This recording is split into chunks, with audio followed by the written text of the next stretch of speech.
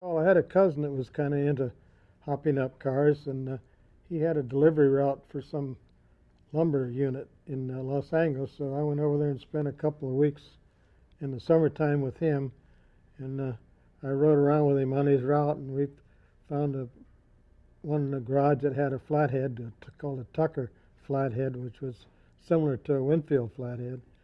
So we got that, and then we got a manifold and a bigger carburetor, and he had me get a camshaft in the thing. And at that time, there were no adjustable lifters on the Model A, so I remember lying on my back with a hand reamer opening up the holes in the block so we could use some adjustable lifters so we could set the valve clearance. And that was my first hot rod for a while.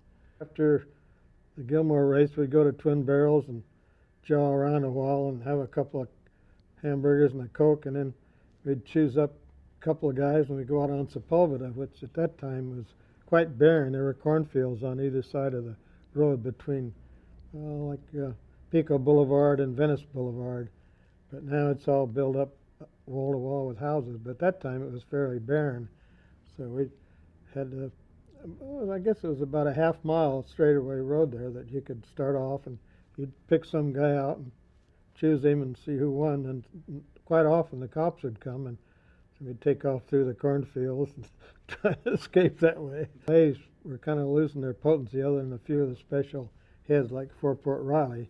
Some of those could run pretty well, but by and large the V8s were just starting to be put into Model A frames, and they were pretty darn quick at that time.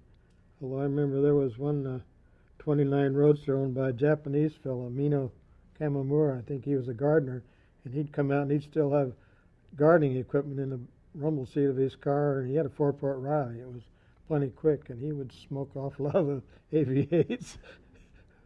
I went with that same cousin that got me started in hot rodding. He had a 37 Ford Coupe, and in fact it had a V860 in it. It was not even an 85, and he was raised on just across the railroad tracks. His father owned the store there at Muroc, and he was raised right off the edge of the Muroc Dry Lakes, which is now Edwards Air Force Base. And I rode up there one weekend with him and came back, and I wasn't all that impressed because the conditions were so damn crude. It was windy and dusty, and he didn't have a very fast car. He just went up to more or less spectate and took me along. But what year was that? 1937 or 38, I guess, one of the two. Who was running it? Who was organizing? Gosh, I'm not real sure what the name of it. It wasn't the